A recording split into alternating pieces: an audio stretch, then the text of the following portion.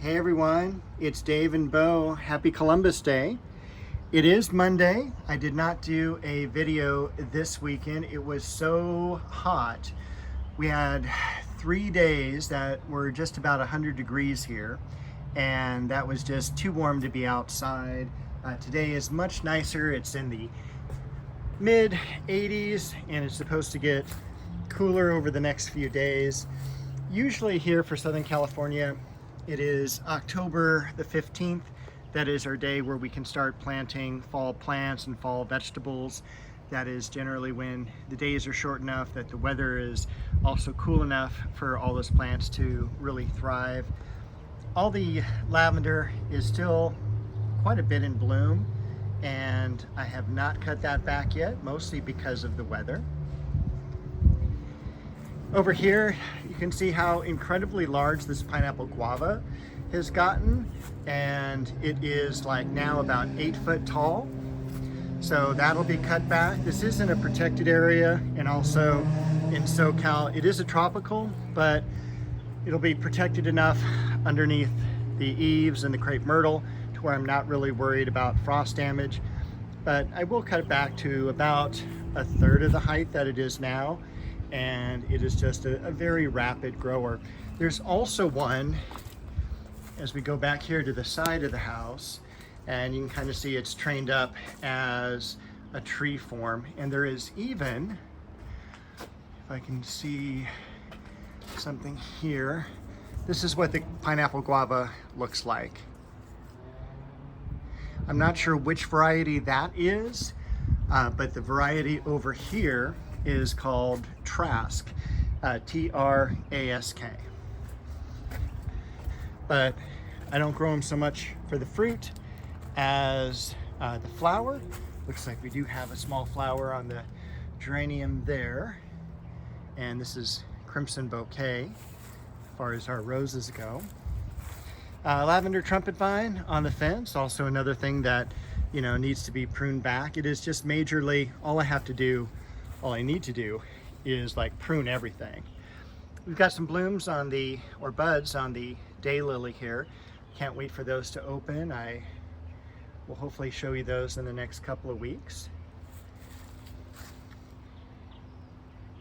The fern is doing terrific, and already some leaf drop on the Japanese maple. You can kind of see a lot of the stem here is already bare. We've got the Caprasma, which is the mirror plant. This has done extremely well, and this is generally about the full size for them, about 1.5 feet to 2 feet tall and wide. They do really good in a protected area like this. They are a little frost sensitive, and I have some others that are out in full sun that have done surprisingly well. Once again, my succulent plant back there doing great, about 1 foot tall now, and that was just from, you know, barely like a cutting left alive in this one plant that I had. The Dahlia,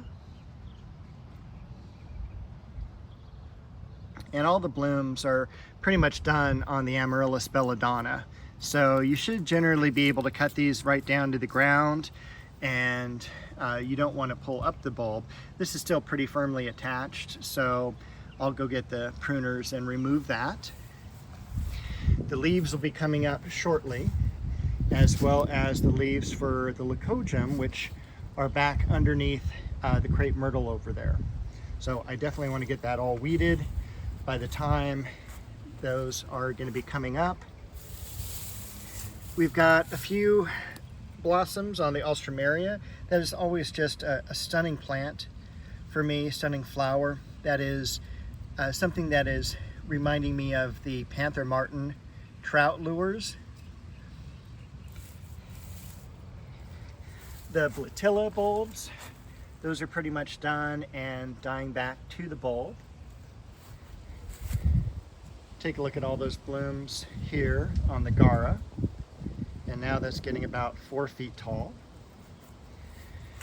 We're seeing the foliage change on the pomegranate, so those leaves are going to start falling off as well. and still quite a few blooms on the double purple osteos.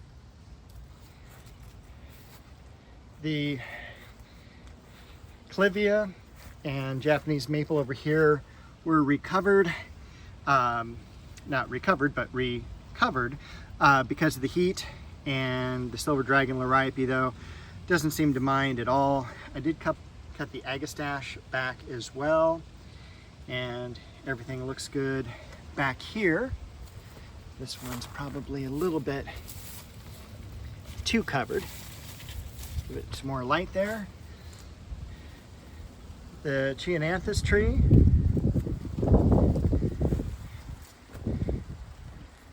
will be pruned up in just maybe a couple of weeks, cutting those lower branches off, and also a little bit more work needs to be done on the fence there, again, just to keep that upright.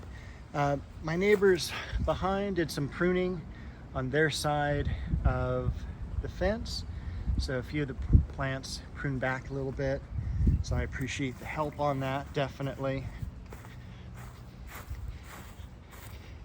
As we walk over here, look at the tomato plant. This is a seedling that just came up, and not too bad for October, but I don't think those will ripen before it gets too cold or not enough light for them to ripen.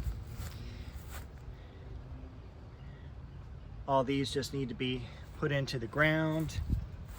I did have one new cool thing that has just come to the yard.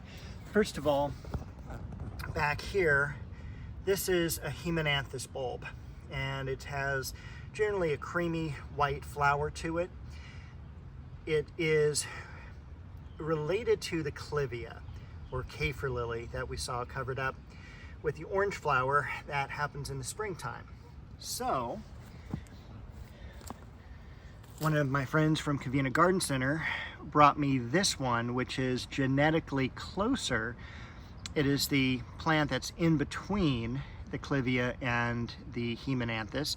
So you can definitely see how similar the leaves are, but the flower color is much more closer to the clivia flower compared to the white.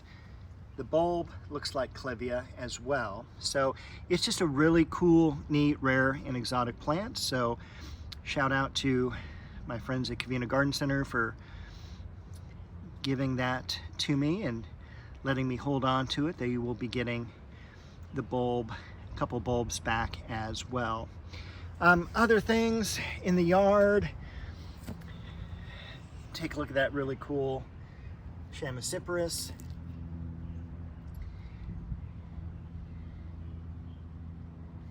Dwarf hemlock. A couple of the plants I picked up from M&M last week. And this is Erodium, which is a really cool ground cover.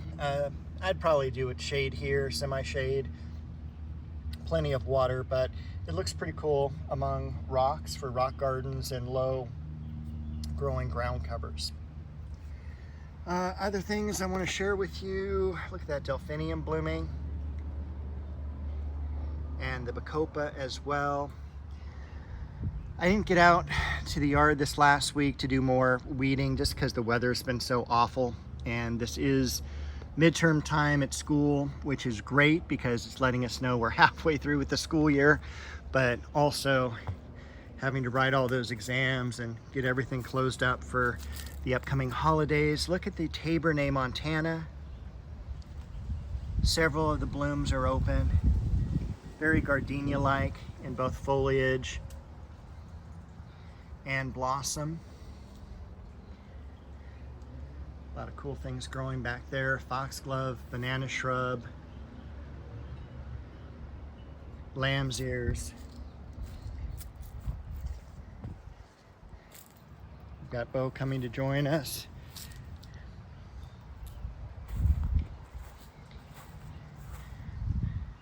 Really cool hemlock back there as well.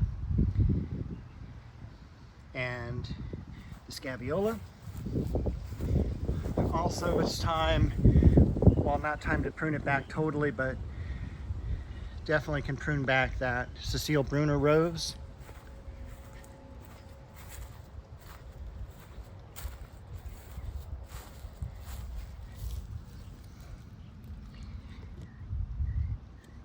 Corsican mint.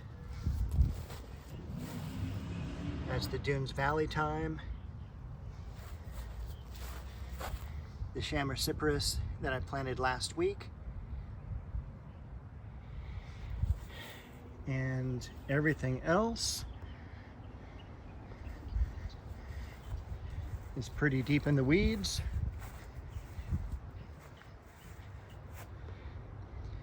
You can definitely tell the heat's taken a toll on the cherry tree. But the apricot is looking great. And also I noticed yesterday, look at all that growth on the bay tree. The bay tree is really unique because it can take a pretty dry area. It's very easy to grow.